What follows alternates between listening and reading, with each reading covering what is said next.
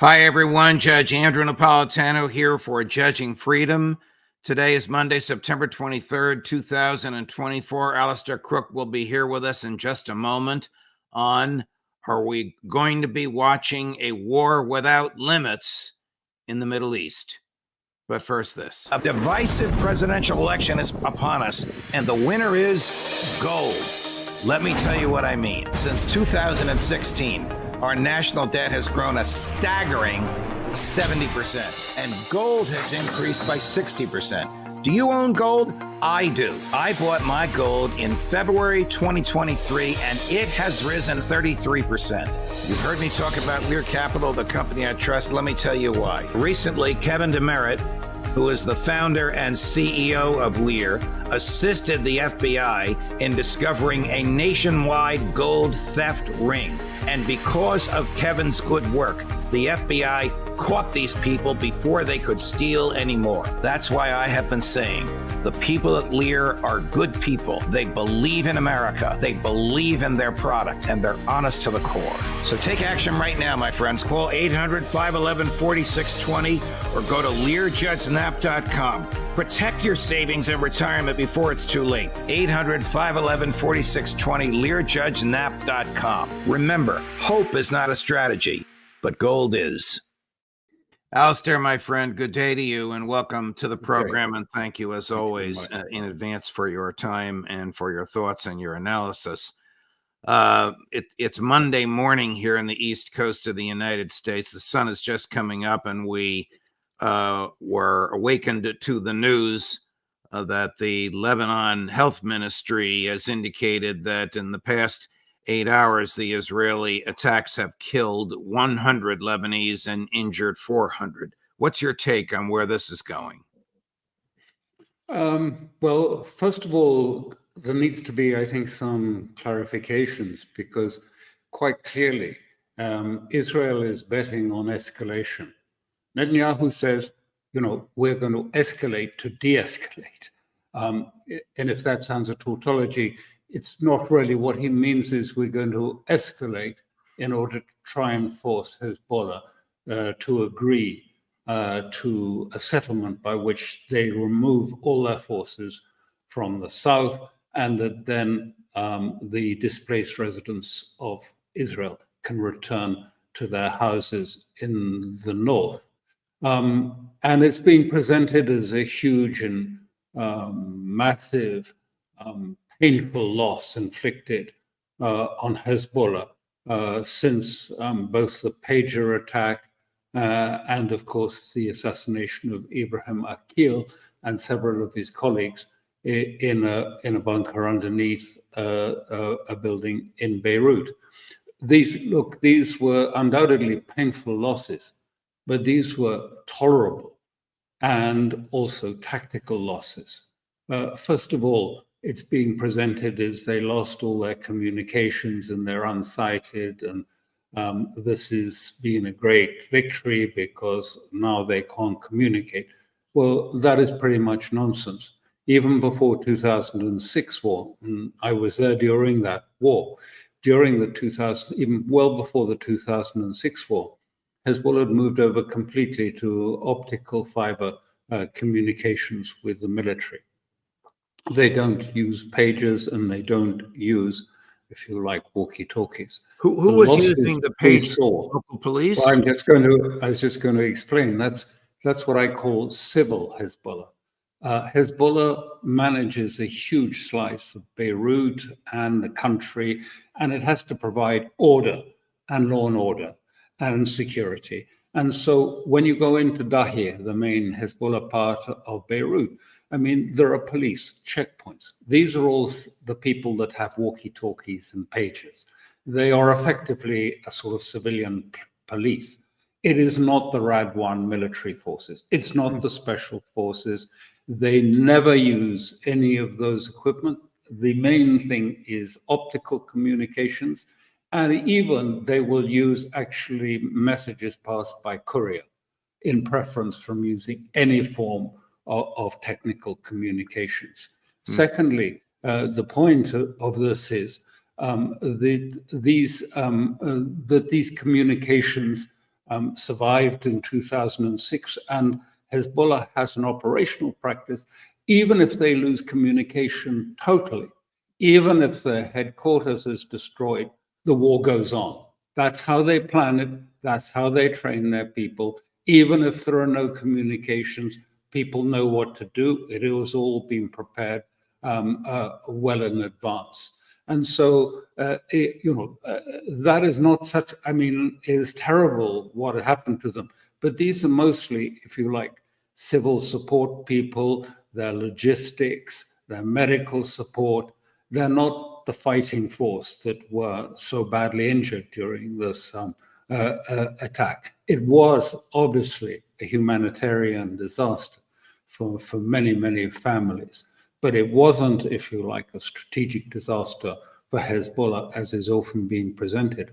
And secondly, even when you take the assassination of Ibrahim Akil in that in that apartment block in Beirut, he was a very senior Hezbollah official, and so were the 14 others that were with him from Radwan. But you have to understand that in Hezbollah, they have young officers. When, after the 2006 war, I was taken to meet the military commanders of Hezbollah, I think it was a special privilege. They were all about 21. They were so impressive. They were very professional. They knew exactly the length of a trench to dig to stop a Merkava tank. They knew how to do it. They knew all the details of their trade. They were very impressive. Well, that was a long time ago. That was 2006. These people are actually in their prime now, and they will be coming into the leadership. And secondly, there is a practice in Hezbollah that everybody at a senior level prepares and grooms his successor, and must do so. It's obligatory. So even Hassan Nasrallah grooms and prepares his successor, even though we don't know who that is at all. But that is standard practice. So it's just, like a slot.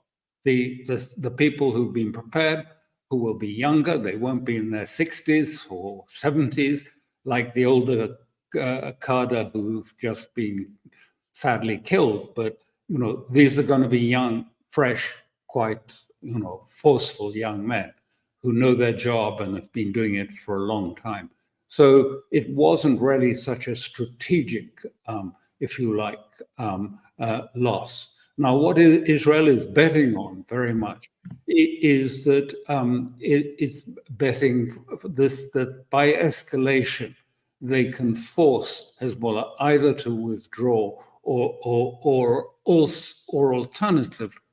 alternatively, rather like we have with Zelensky in Ukraine, they can force Hezbollah into an overreaction, which might bring in a bigger war, but bring in the Americans in support of that bigger war. But for the moment, they have bet on escalation dominance, escalating to de-escalate, first the pages, then the assassination of Akil, and then they're banking on what is termed intelligence and firepower to push Hezbollah into an agreement. But first of all, there was no agreement. Amos Hochstein was in Lebanon, but he was acting basically more for the Israelis than for the Americans. And it was a complete failure, the attempt to get some sort of diplomatic agreement. There isn't one. I mean, it's been talked about, but there was no agreement. Americans know that, the Americans know that, Israelis know that too. And so this is really what they are betting on, that they can push either Hamas, Hezbollah in, and to this extent, we're seeing this massive air attacks taking place in the south and in the Bekaa that you just spoke about. But really, what we're talking about is the ineffectiveness of air firepower in these circumstances when put against deep buried rockets and missile elements.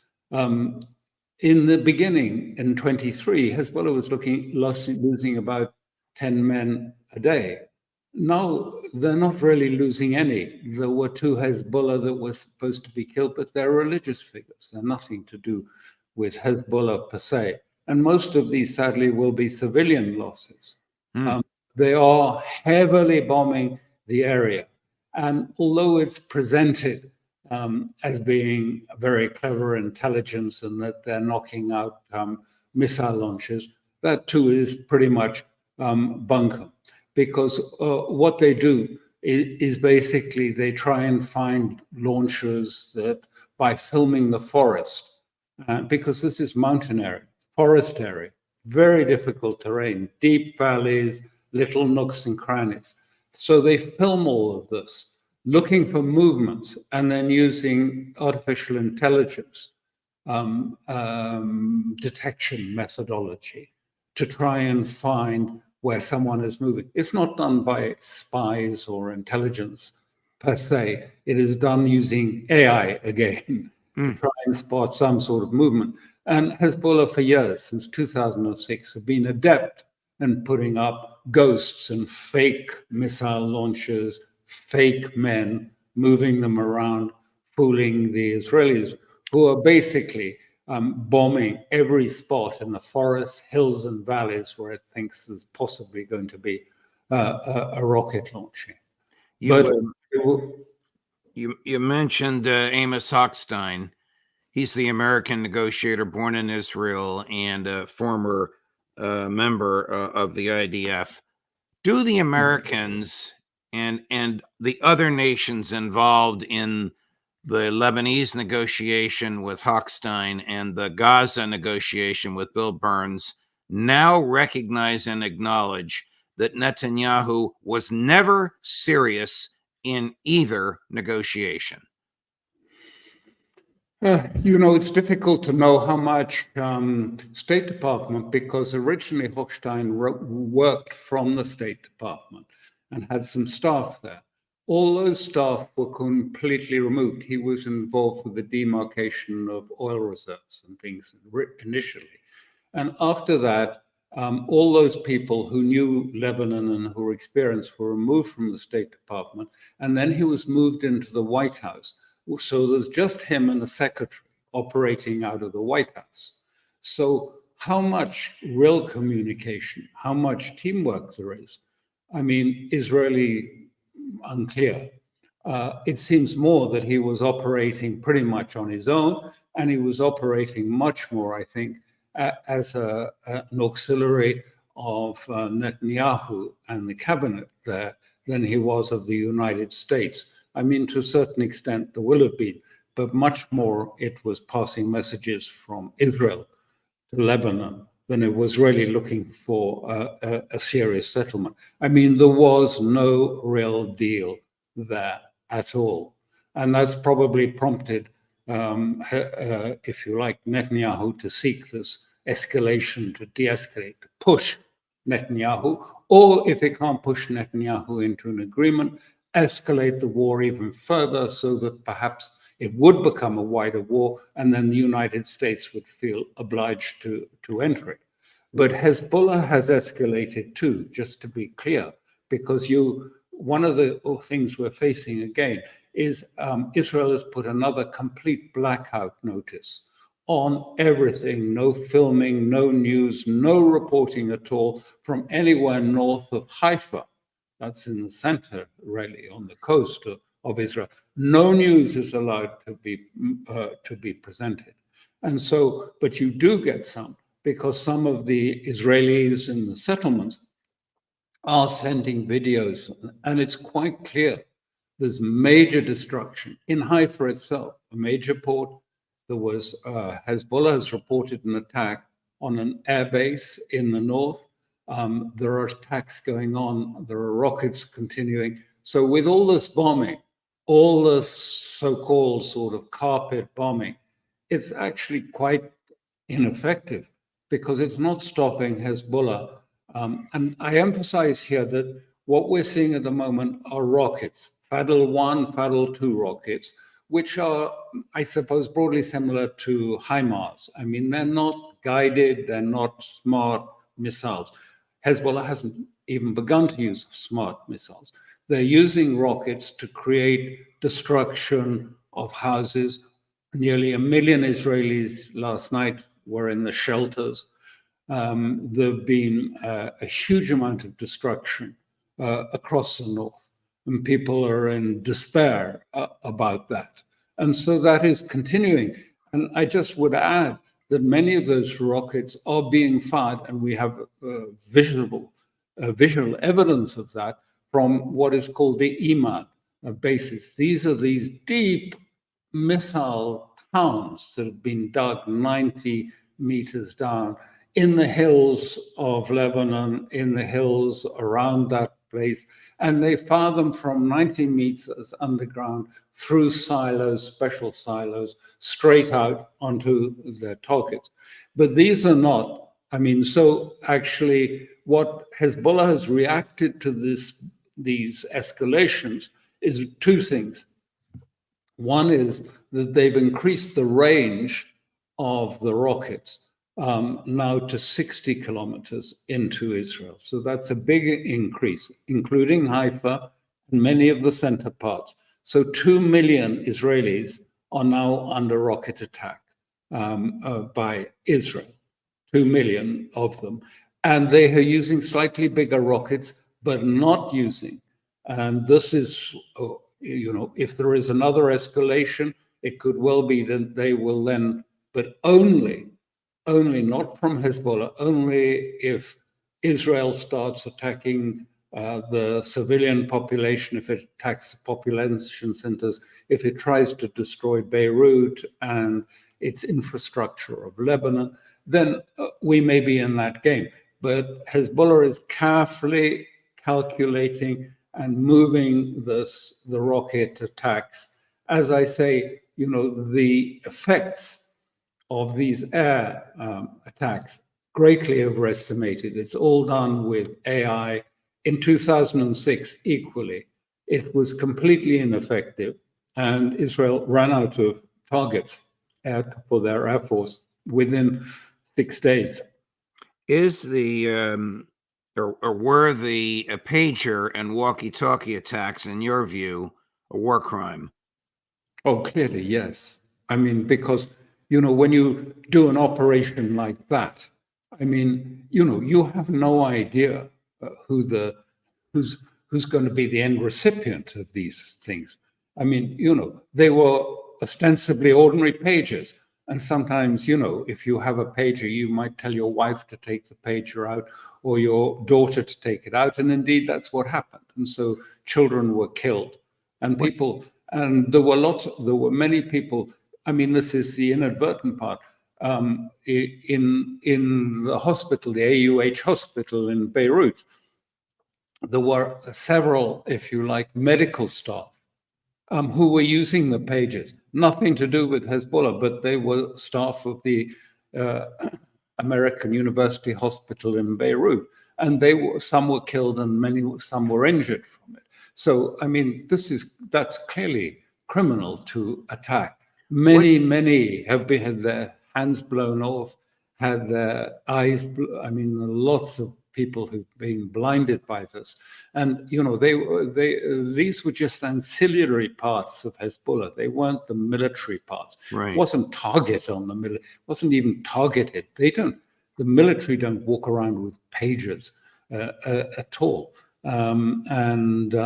It's only, as I say, it's about the management of civil life in Lebanon. Don't forget, it is, a state within a state, really. It is, responsible for law and order, for making sure that when cars come in, they're checked, all of that sort of thing. So you need some sort of system of communication for them. But it's not, I mean, this is just propaganda coming out of Israel. Israeli Prime Minister Netanyahu was scheduled to address the United Nations here in New York on Thursday. He's asked to move it to Friday. A, do you expect him to show up? And B, what could he say in light of the savage behavior of the IDF, and C, what kind of a reception is he going to get? The last question is your I'm trick asking question. you to Okay, leave that to the end. predict the near-term future, Alastair. On present basis, I mean, there's no definitive, but on present basis, they say he's not going. He's not going to go because of the escalation that is taking place at the moment. I mean, you know, as I say, you know, now 2 million Israelis are under rocket fire. 1 million spent the night in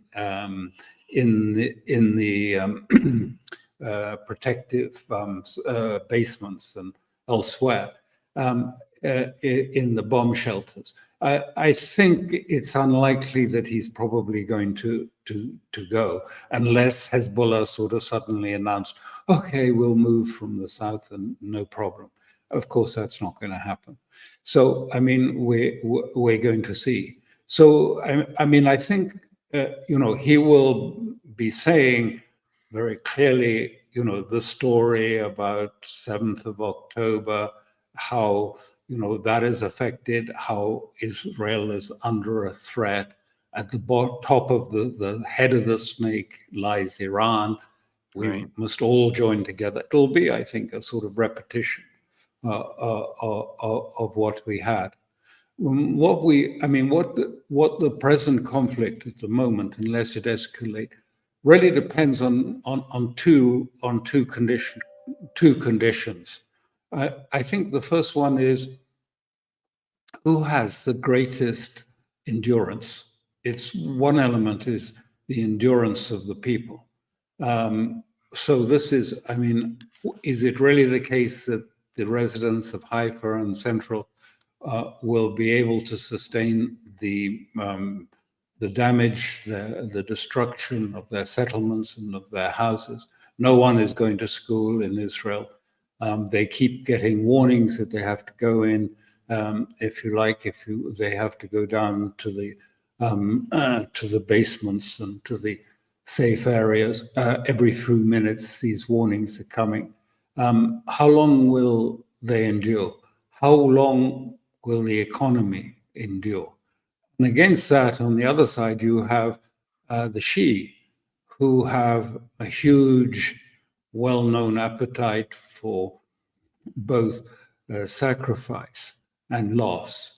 I mean, they see these losses as something that you know, it is almost a duty, it's almost a test of your character to be able to absorb losses like this and continue on your path. I mean, this is this whole Shia history for 1,000 years of if you like, suffering, catastrophic killings and massacres, and just pushing through it and continuing on, following their path. It goes right back to the grandson of the Prophet, Ibrahim Hussein. Hussein fought the battle with only 68 men against 3,000 coming from Damascus, went ahead even though he knew the outcome was inevitable. And that is the way, that's why you hear them talking about Karbala, why you hear them talking about Ashura, because they're talking about the experience of the Shia over the years. I think it's highly unlikely you will get any sort of change from Hezbollah. So I think we will see Netanyahu continuing to try and provoke. I mean, perhaps more attempts at assassinations. But, you know, these are not being, it's not key people are being assassinated. Now, some of them are just, you know, religious figures that are loosely involved with Hezbollah. So who's going to have the endurance for this? How long can it last?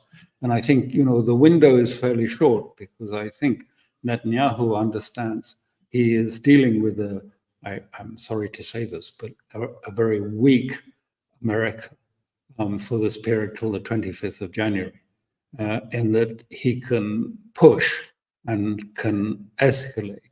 And there is really no response. There's no real answer coming from Washington. I mean, they keep talking about Gaza. Couldn't we have a deal in Gaza? Mm.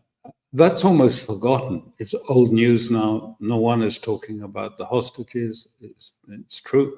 Unless there's a strange turn of events, then I think that we will see attempts by Israel. Perhaps the next stage, I mean, if you ask me, how could they escalate? They threaten an invasion. They threaten that they are going to come in on the ground into Lebanon and push the forces.